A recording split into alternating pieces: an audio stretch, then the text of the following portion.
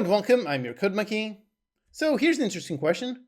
Do you know what is your game's anchor? This is a really fascinating concept. It is something that is extremely important, and honestly I've never heard it described so well until I saw this. The word anchor is absolutely perfect for what this is. Like I wrote here, by now you probably know that you need a really strong hook if you want your game to find success. It cannot be just like every other game, it needs something unique and interesting in order to hook the player. And yep, this is definitely one of the best advice that I would give you if you're trying to make games successfully. Don't just make the very first thing that jumps into your head. You need to think very carefully what exactly is the hook for your game, what is going to cause a player to actually want to play it.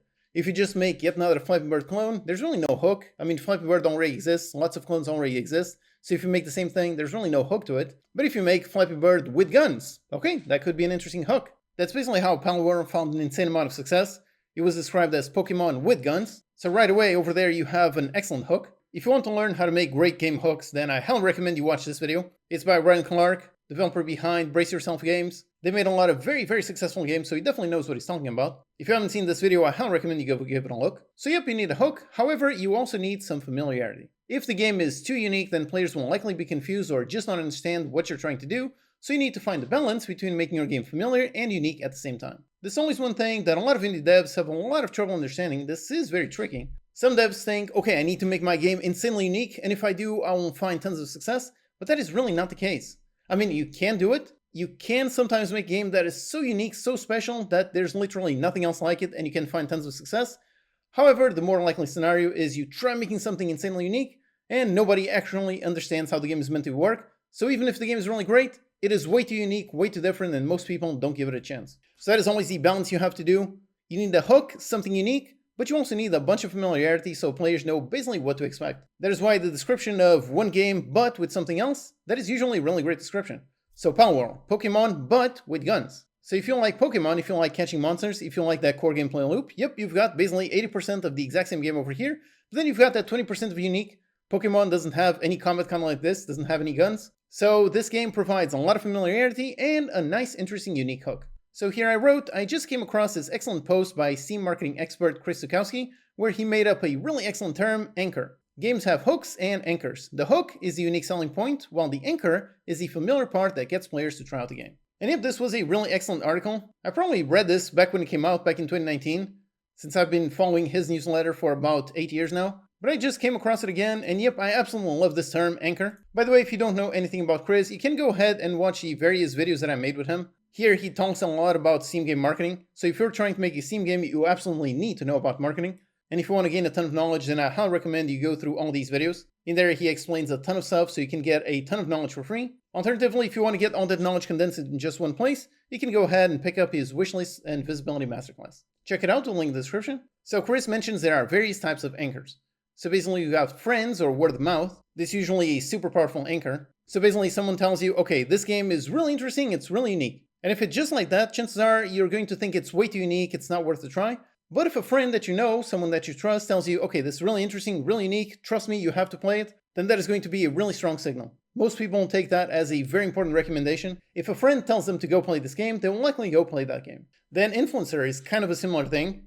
Basically, if there's someone that you follow online that you feel like you know and trust, if that person then tells you, okay, this game is really awesome, then yep, that will definitely increase your odds of actually trying out that game. And if you share basically the same tastes as that streamer that you're following, if so, chances are you're also going to enjoy that game. For me, I really like watching Splattercat. He covers a ton of really interesting games, and every now and then he covers one game that he says he absolutely loves. And when that happens, that is definitely a sign, okay, this game is really interesting. The other important type of anchor is a sequel or spin-off. Basically, if you enjoy the first game of whatever series it is, if someone then makes a sequel or a spin-off of it, chances are you're also going to be interested in it. For example, one developer with a strategy that I love is the SteamWorld Dig devs. Or rather, they started with SteamWorld Dig. This one came out in 2013 and it was a massive hit. People love this game. So then naturally, afterwards, they worked on SteamWorld Dig 2.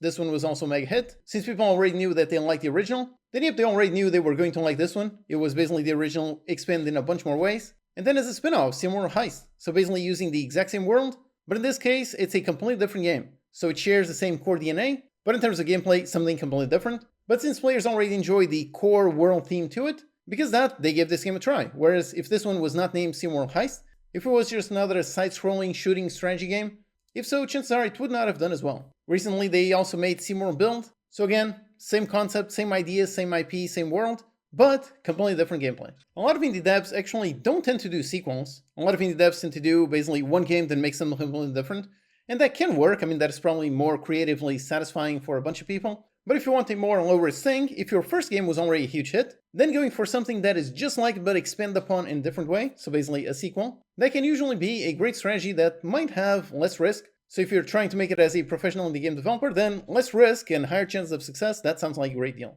Another anchor is basically brand. So this can kind of seem the same thing. So basically the same IP, so the SteamWorld brand, the Hades brand, then you can make sequels and spin-offs. But this can also refer to basically your studio itself. If you make multiple games, which you should do, my advice that I've given out many times is how you should make small games. Personally, I don't think that you should work on a project for like 2 to 3 years. Personally, I feel that is way too risky. It can work, of course. There are many indie games that do try to make a game in just 2 to 3 years, and some of them do find success. But personally, I find the risk-reward ratio to be insanely high risky. If the game flops, then you basically have 3 years worth of development that didn't quite go well. And even if you do find a certain amount of success, it might not be success enough to actually pay for those 3 years. So that is why I'm a big fan of small games, 6-month games. So make tons of games. And if you do that, then this anchor does become a very powerful anchor. Basically, if you make multiple games and people know that your games are always quality, and especially if you make games on roughly the same genre, then people know, okay, this developer makes this type of game, I enjoy it, so I'm going to buy whatever they make next, even if it's not necessarily a sequel or a spin-off. One example of that is Spiderweb Software. There's an absolutely excellent talk on YouTube. It's a GDC talk, and basically talks about how he's been running a games business successfully for over 20 years now. His success is pretty much based on that anchor, the brand anchor. There's a handful of people, not necessarily too many people, not necessarily millions of people, but there's a very core audience that really likes the kind of games that he likes to make.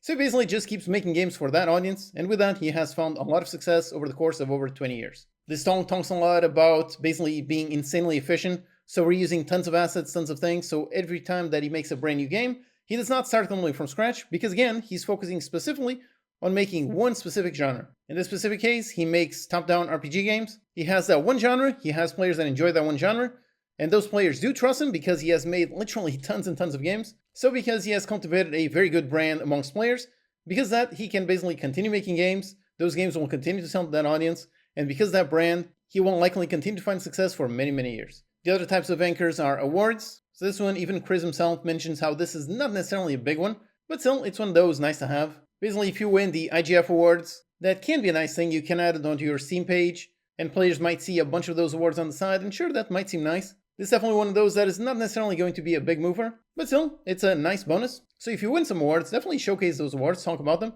but if you don't win them, then don't worry too much about it. Another important anchor is simply genre, which of course it is genre. Again, it goes back to what I was talking about, balancing familiarity and something new. So in the case of Palworld, it's on the Pokemon genre, so the creature collecting genre, the RPG genre. So it has all of those common tropes that players of that genre already enjoy, but then it adds a nice twist with a bunch of unique things. Your game genre is definitely one of the most important decisions you can make, and that is really one decision that a lot of indie developers make way too easily. They just think, okay, I want to make a game, and they basically just do the first thing that comes to their head. You definitely should not do that. Specifically, I'm talking about if you're trying to make a successful indie game development career. If you're just making games for fun, then sure, just do whatever you want. But if you want to find financial success, then you have to definitely pay very, very close attention to what genre you follow. For example, you can try making a platformer.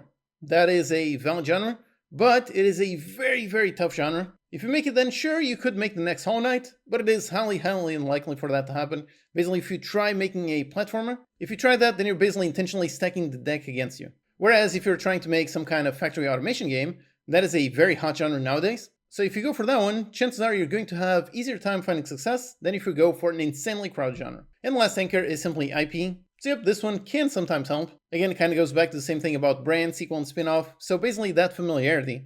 And if you have that IP, then you already have a preset amount of familiarity. One interesting example on this is this game, Mars Attracts. This is actually an interesting example because this is actually a relatively popular IP, Mars Attracts. This was a pretty big movie in the 90s, definitely has a very interesting visual style. The developer actually has a fun video talking about how exactly they got this IP. It's very much one of those stories where you just ask, and perhaps you might get a no, but perhaps you might actually be surprised and you might actually get a yes. So if you manage to get a popular IP, then basically people will already enjoy that IP, they're already familiar with that IP, so you can give them a nice interesting hook, and they will still be interested in your game.